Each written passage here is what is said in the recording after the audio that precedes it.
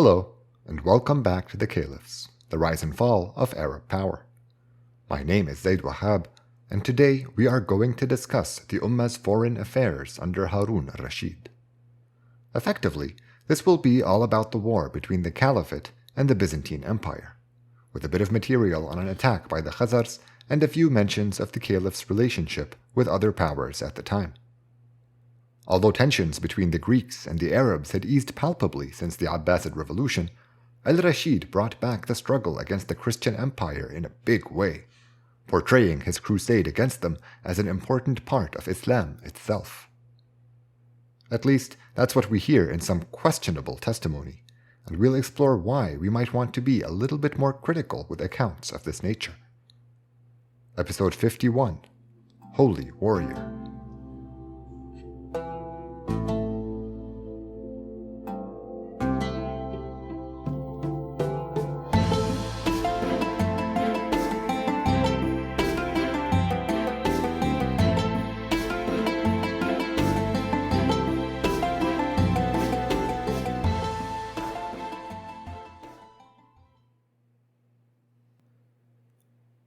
Out of the many things Haroon al Rashid is admired for in Arab history, his power, his wisdom, his fabulous wealth, his tireless campaigns against the Byzantines rank all the way up on that long list and might even be what people associate with his memory the most.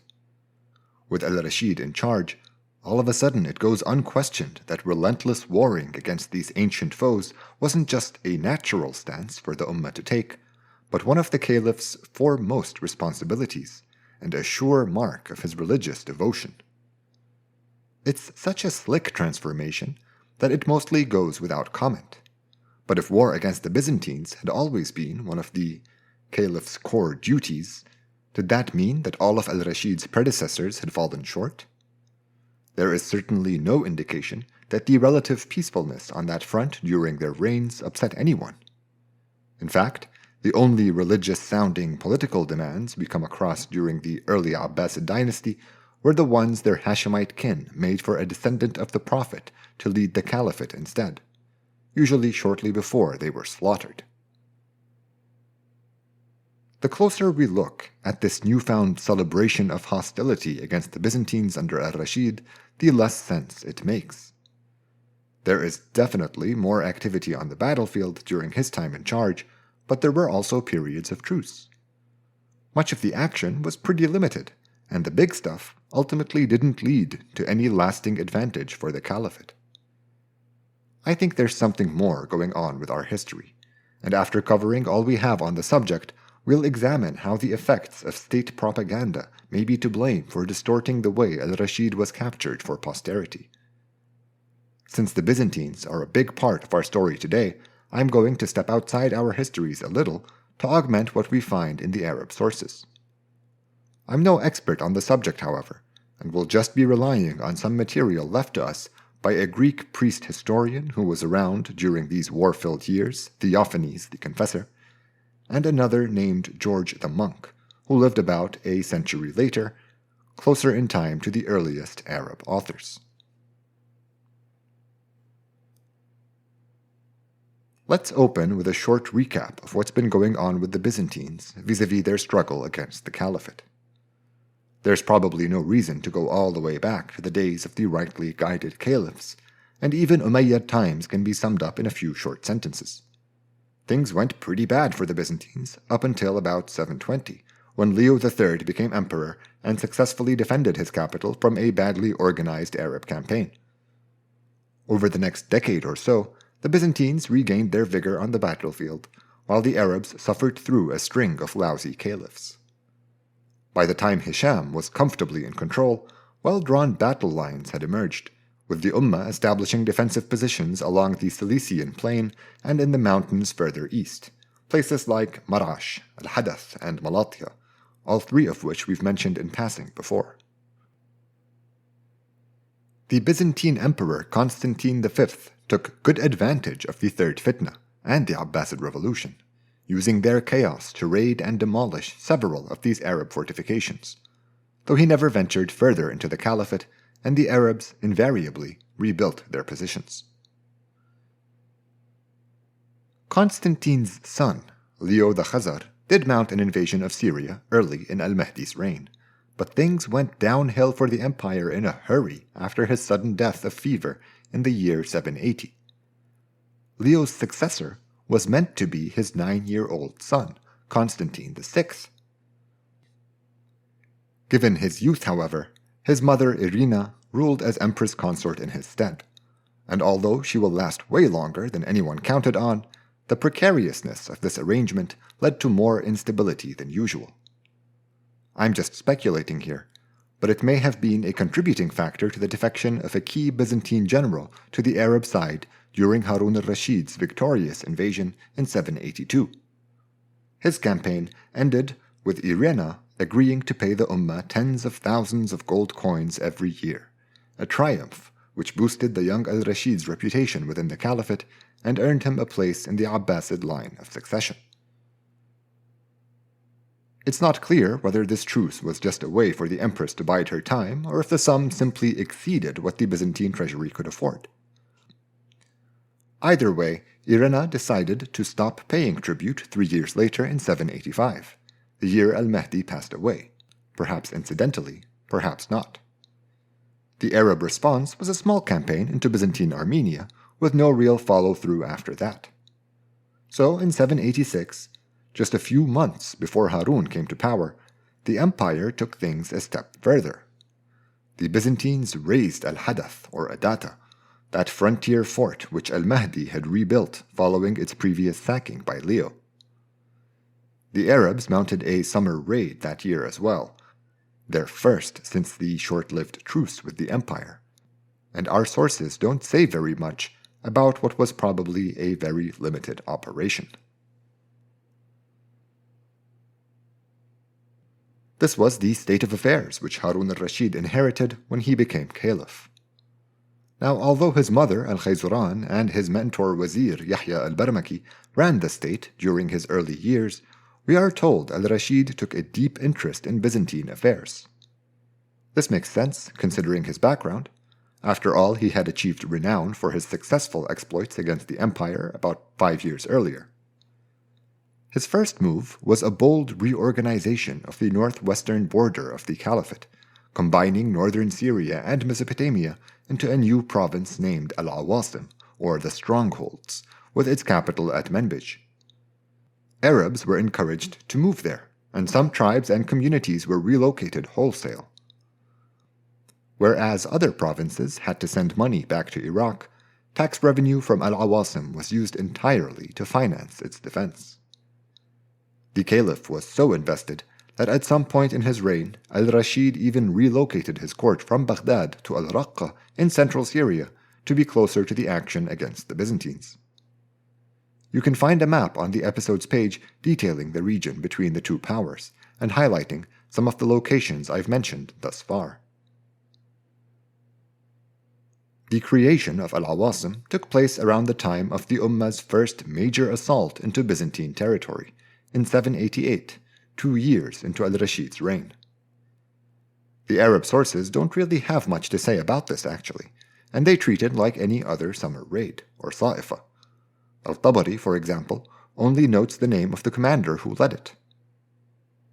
We know it was a bigger deal for the Byzantines, because Theophanes, the confessor, says it was the battle at which 2 of the empire's most powerful armies were defeated, leading to the loss of several capable commanders. While it was by no means devastating, and had taken place not too far from the usual battlegrounds, this engagement marks an unmistakable escalation. Previous confrontations tended to be short, quick raids, and this was a pitched battle between 2 armies out in the open. The Byzantines were on the back foot from then on out, and no major assaults from them are recorded in Arab history. Instead, we hear about regular summer raids every year from 790 to 797, which not coincidentally were the years Constantine VI had managed to wrest power from his mother and rule without the empress consort. Irina does return to power, however, and that makes her a doubly fascinating figure. I casually mentioned that she gouged her son's eyes out in the last episode, and while all this material is outside my usual area, let's briefly explore her story together. When she had first ascended following her husband's death, most of the Byzantine court expected Irena to take on a small ceremonial role. She seems to have been a canny politician, though, and in time she outmaneuvered those who intended to limit her authority. Given that she was ruling in the name of her son, who at the time was 9 years old, she had an interest in maintaining this arrangement for as long as possible. She managed to squeeze a good 10 years of power out of it, ruling from 780 to 790.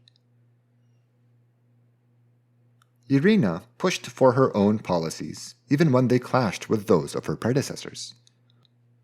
One touchy issue was the empire's major ideological split, the veneration of icons. Some held that it was a religious duty, and these people were known as iconodules. Others that it was a sin, and we call these folks iconoclasts. Iconoclasm was fervently pursued by the popular Constantine V and Leo the Khazar towards the end of his time in charge. Irena disagreed, and she convened 2 church councils to restore the practice, the second of which succeeded and was attended by Theophanes the Confessor, an iconodule himself. This wasn't permanent, however. Iconoclasm did come back with a vengeance and lasted another century or so. The 150 years between 717 and 867 are referred to as the Byzantine Age of Iconoclasm. I know I've done a lousy job explaining the issue here, but I only noted it for 2 reasons to begin with. The first is to present another possible explanation for why things were so chaotic during the reigns of Irena and her son. The second is because something similar will soon hit the caliphate. An ideological split over whether the word of God was temporal or eternal. Like the Byzantine debate, it looks religious on the face of it, but conceals a far more mundane set of political motivations underneath. It's still a generation away, though, so don't worry about it for now. I'll let you know when we get there.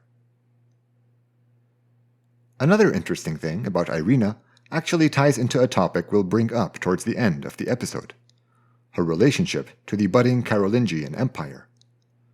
Charlemagne won't become the first Holy Roman Emperor until the year 800, but already in the 780s we find Irena trying to establish matrimonial ties with his house, initially by offering to become his wife, then by proposing a marriage between her son and his daughter.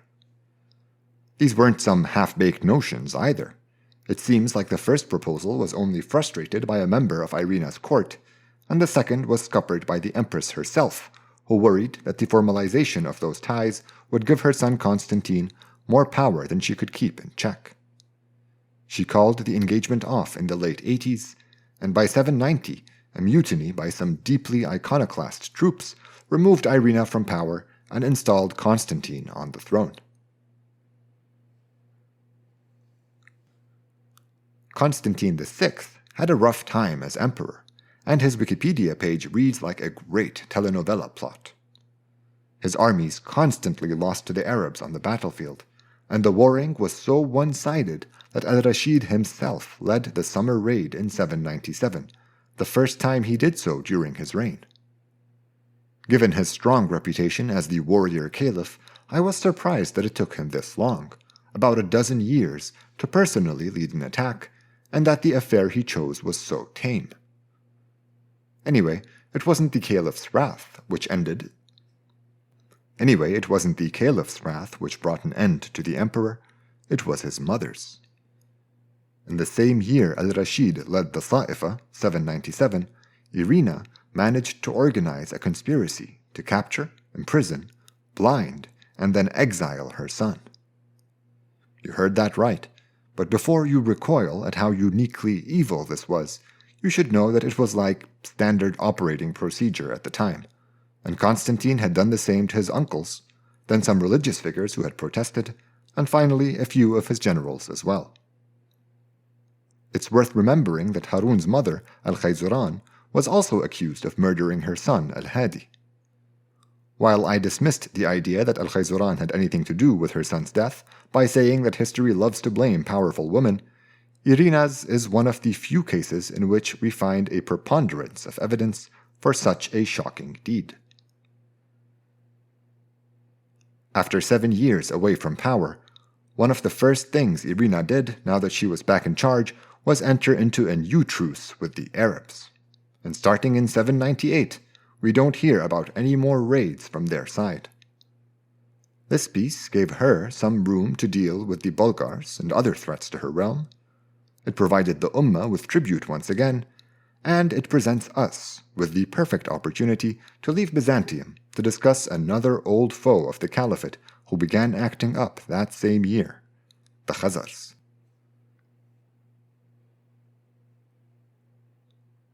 Al-Tabari has 2 stories about how this latest war with the Khazars got started, neither of which is very believable. The entertaining one says that the war was a result of an unfortunate tragedy compounded by misunderstanding. One of the caliph's closest associates, Al-Fadl ibn Yahya al-Barmaki, had been trying to forge an alliance with the Khazars. He was about to formalize things by marrying their chief's daughter, except she died suddenly, either en route, just before the wedding, or in childbirth. Her Khazar attendants returned home and led or allowed the chief to believe that the Arabs were to blame for his daughter's death, making an invasion the very next year inevitable. Believe it or not, we came across the same fanciful tale as the reason for a sudden Khazar raid during Al-Mansur's days back in 760. I just decided to leave it out as we had too much else going on at the time. It must have been a popular bit of oral history because the story is exactly the same in every way, well, except for the groom. The slightly less dramatic explanation says that the war started after the Abbasid governor of Armenia personally beheaded an astrologer with an axe. The accounts differ on whether this guy was a prominent Arab, a popular Khazar, or a revered Christian, but what they agree on is that his son went to the Khazars for help, and they responded by unleashing their worst assault on the caliphate yet. These explanations are all obviously problematic, and even if we try to pick them apart for themes to go on, we can't establish a strong level of confidence in our conclusion. Whatever provoked the Khazars, their invasion was beyond painful for the Ummah. Luckily, the damage was restricted to Armenia, which to the Arabs was Transcaucasia, or everything between the Black and the Caspian Seas. Fun fact, though I suspect I may have mentioned this once before, the Arab name for the Caspian was the Sea of the Khazars. The few details we hear about their assault are hard to believe, but they say that over 100,000 were enslaved and untold others killed by the fearsome invaders, leading Al-Tabari, who rarely ever comments on the accounts he relays, to note that the scale of the calamity was unheard of in the history of Islam until then. Not that there's ever a good time for a disaster of this magnitude, but it happened right after a dangerous Kharijite rebellion in nearby Jazeera had just been put down at great cost, so Al Rashid was understandably distressed by all this bad news coming from the north. He put a pair of his best commanders in charge of the response, Yazid al-Shaybani and Khuzaymah ibn Khazim. Yazid al-Shaybani was no stranger to the region. Nephew of the vaunted Ma'an ibn Za'idah al-Shaybani, Yazid was the chief of a Mesopotamian tribe, and he had served as al-Rashid's governor of Armenia before for a couple years in the late 780s. His tenure there was remembered for its cruel treatment of the native populations, especially his persecution of Christians and their places of worship. We find noticeably more material about this sort of sectarian violence in al-Rashid's reign, and I'm speculating again here, but I think the repeated campaigns against the Byzantines during his reign inflamed anti-Christian sentiment and encouraged the Ummah's leadership to take a harsher stance against Christians. Yazid was also the general who had put down the recent Kharijite rebellion in Jazeera, so he'd sort of become the caliph's go-to guy when it came to the Ummah's north. We're told that Khuzaymah ibn Khazim remained in Nisibis with the reserves, while Yazid al-Shaybani took a year or so to drive the Khazars back where they'd come from. Some captives were freed, but instead of any major battles between the two, we hear only of small skirmishes, ambushes, and strategic retreats. Like the Arabs themselves, the Khazars were more interested in raiding than conquering, and it is reasonable to assume that they headed back across the mountains after Abbasid resistance began to stiffen. They rarely come up in our sources from here on out, making this the last recorded confrontation between the Khazars and the umma in Arab history.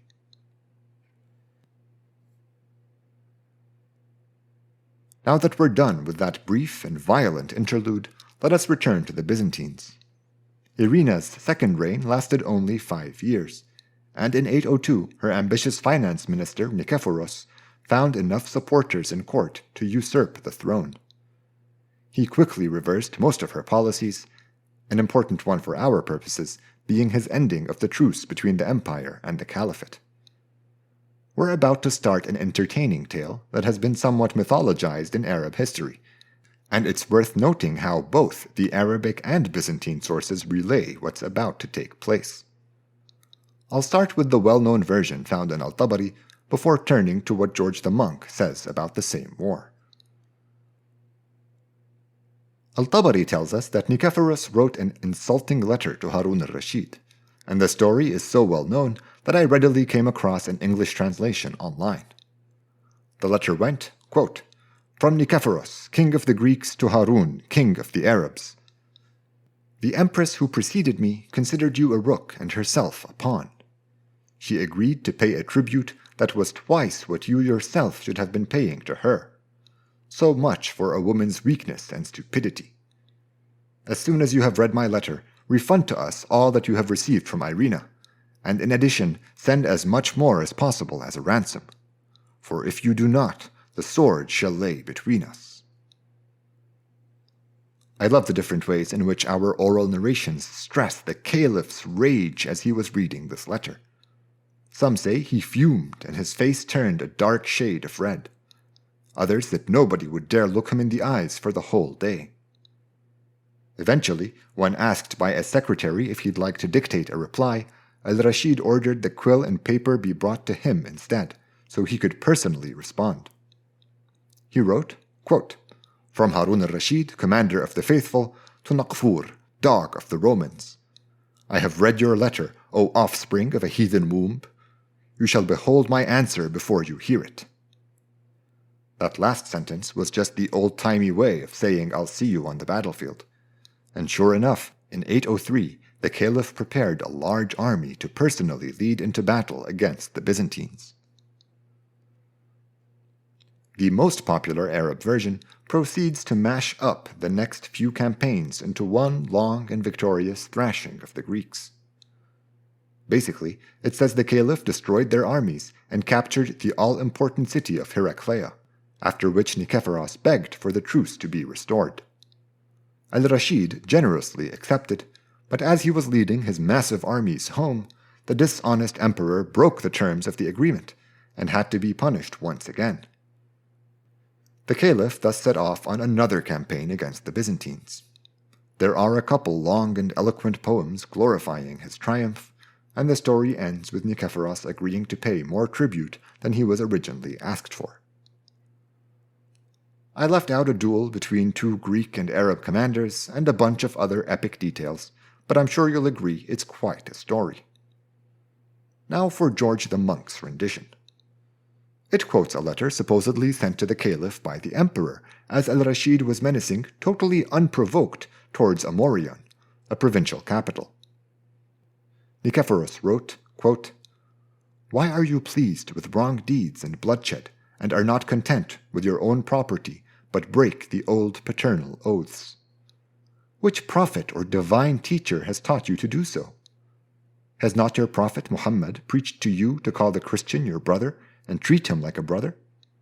Does it please your God, who created all and cares for all, when human blood is wrongly shed? Let this not be. Or have you set out to do injustice to those who have done no injustice to you, because you have less silver, gold, and other things? But you have the most beautiful things that are hard to obtain, and which we also would like to have, in affluence from your own holy and rich land. But if you need something of our possession, We would like to give it to you in spite of that. But do not let us, as though we were immortal or godless, fight with one another. And let us not imitate the fights of the demons against mankind, for we know we will all shortly die and will stand before the unerring judge, who will reward everybody for his deeds." End quote. George goes on to comment that by this letter, which was sent by Nicephorus together with some gifts, the Saracen king was brought to his senses. He sent many wonderful gifts himself and returned in peace, admiring the intelligence and wisdom of Nicephorus beyond all. Aren't the differences and similarities between these two accounts just fascinating? They agree on one thing above all else, that their respective leaders were infallible visionaries who could turn a dire situation around in unique style. This is the clearest example I can think of to demonstrate the effect state propaganda has on history over time. The reason I wanted to relay George the Monk's version was because, like our Arab sources, he lived in the mid to late 9th century, a little under 100 years after these events took place, enough time for an official narrative to take shape. It's not like either administration had an official story it was actively spreading, but the more complimentary accounts of the past would naturally be propagated at court more often than others. These versions were therefore more widespread by the time our authors came around, and so they were found more credible than is probably warranted. Anyway, now that we're done with the noble lies, let's wrap up with what probably actually happened. When Al Rashid led the armies in 803, he had plenty of other commanders around him, and he felt secure enough to take his young son Al-Qasim with him. Al-Qasim was just 14 years old, about as old as Haroon himself was the first time his father Al-Mahdi had taken him on an expedition against the Byzantines. So it's a fun little family tradition. Anyway, the invasion was a success for the Arabs, but conquest was clearly not on their minds. They would win a victory, then trade it for the release of any Arabs captured by the Byzantines. They humiliated their adversaries on the battlefield, but no tangible gains were made. Nicephorus himself came to the fight, not because he wanted a final showdown with the caliph, rather due to a major betrayal by one of his key generals. It seems like Nicephorus and Haroon's armies camped facing one another for a month or two. The monarchs exchanged letters for a while, and the emperor eventually agreed to pay 50,000 gold coins for a 1-year armistice. So despite being at an overwhelming advantage, the caliph settled for a large payment of tribute. In 804, the umma's armies raided deep into Byzantine territory, without Al Rashid this time, and again Nicephorus rode out to meet them. He turned back before they met in battle, probably due to some emergency. This, however, allowed the Arabs to attack his forces from behind, leading to over 40,000 deaths. Theophanes tells us that the emperor himself was almost killed, so it was clearly no small defeat for the Byzantines. Still though, all we hear about right after this triumph is another prisoner exchange, and the Arabs just leave with some war booty. To his credit, Nicephorus remained undeterred despite his brush with death. The next year, in 805, he ordered that the forts along the frontier with the caliphate be rebuilt, and he launched small raids into Arab territory. Haroon al Rashid felt that this behavior warranted a strong response, and he amassed a large army, assembled his best commanders, and prepared to go to war once more. This was the major invasion, which the popular retelling of the story places in the forefront of its narrative. Al-Tabari says the caliph had 135,000 troops, and Theophanes more than doubles that to 300,000. Both numbers sound way too high to me. I mean, I know it's the caliph and all, but still. This large force had an easy time bulldozing right through the frontier forts, and by late summer the caliph had razed Heraclea and enslaved its population. While the Arabs make a really big deal about this, the Byzantines don't seem to think it was an important city at all. Their histories treat it like any other fort around. I don't think this is merely strategic posturing from their side either. Heraclea wasn't that deep into their territory, and its raising had little impact on their control of surrounding Cappadocia down the line. Nikephoros did not face the main Abbasid army this time, and he agreed to pay tribute for peace once again. Theophanes and Al-Tabari both report that the terms stipulated he had to pay 6 gold coins as a tax for himself and his son, confirming their status as the caliph's subjects, a humiliating concession. The aftermath of all this warring underscored just how little the caliphate had gained from the whole affair. One narration says that the emperor violated the treaty after the Arabs left his land by rebuilding the many forts they had destroyed, ceasing to pay tribute. The Arabs reacted in less dramatic fashion than before, and their smaller armies did not achieve the resounding victories of years past. Another account even depicts the two sovereigns on good terms, saying the emperor wrote to the caliph that one of the ladies captured in Heraclea had been a candidate wife for his son, and that he'd like to have her returned. Al Rashid ordered she be given royal treatment and sent her back along with many splendid gifts, to which Nikephoros responded with gifts of his own.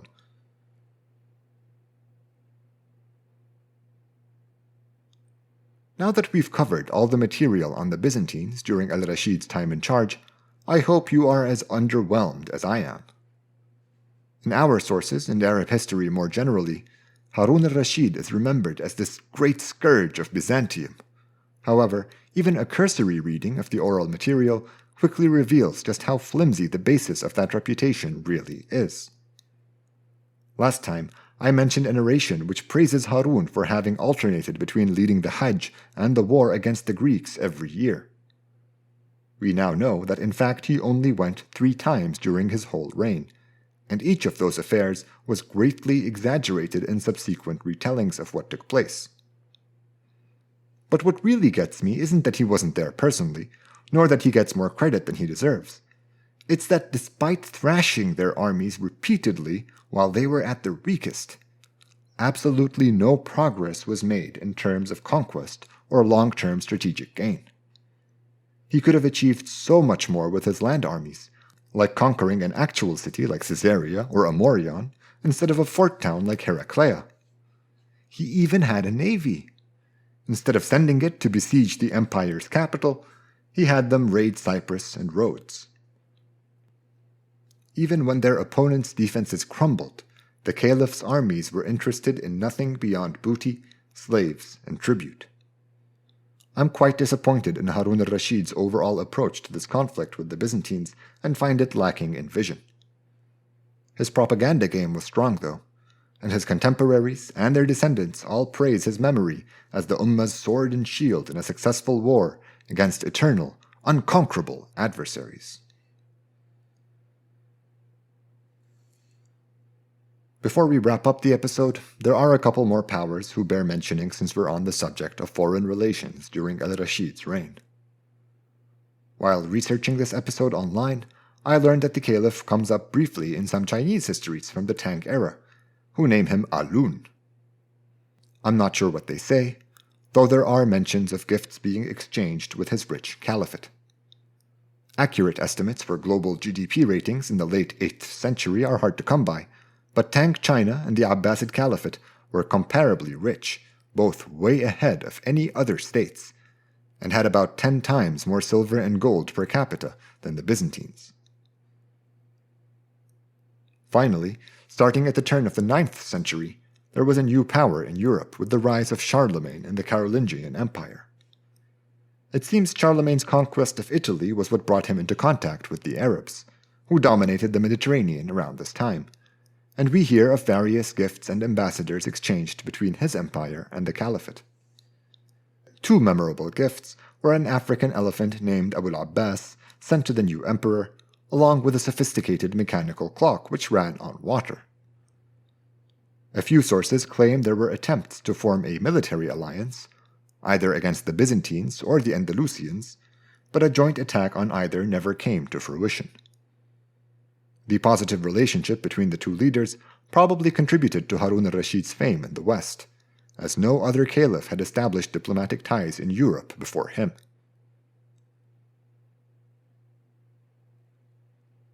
The caliphate was clearly ascendant during al Rashid's reign. Its neighbors regarded it as a fearsome foe on the battlefield and a rich and prosperous land with which they would be fortunate to trade. It's a great reputation, and while most of it was well earned, it is clear that the war with the Byzantines is blown way out of proportion in Arab histories. I think the glorification of Haroon al Rashid as some military genius or powerhouse is out of line and unfortunate. By praising an area where he displayed some of his poorest judgment, it does more than hide his flaws. It obscures his true strengths and accomplishments. But there's no reason to despair yet. We've barely scratched the surface, and still have plenty to say on the complicated figure of Haroon al Rashid. Next time, in about 4 weeks, since I'm not going to make the next release, we'll turn inwards to discuss his policies and reactions to internal uprisings against him. Here on the Caliphs, the rise and fall of Arab power.